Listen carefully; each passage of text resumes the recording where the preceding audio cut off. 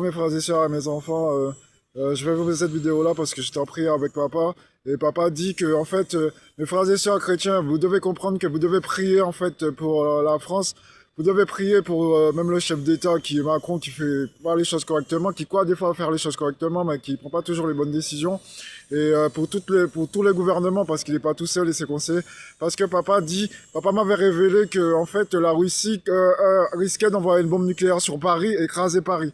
Et en fait, papa m'explique aussi que en fait la Russie en fait se bat contre l'Ukraine aussi parce qu'il y a des histoires de pouvoir tout ça, mais il y a aussi une histoire que en fait la Russie est contre le gouvernement satanique de l'Occident. Voilà.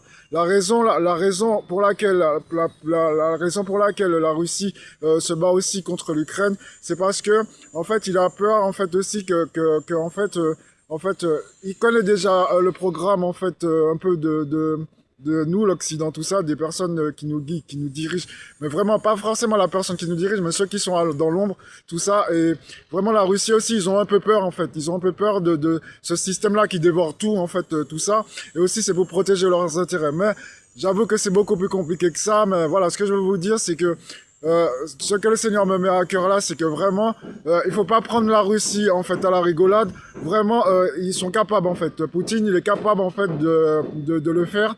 Et en fait, c'est prévu que Poutine envoie une bombe nucléaire, que la Russie en tout cas envoie une bombe nucléaire sur Paris. Je sais pas qu'est-ce que la France va faire, tout ce qu'on va faire.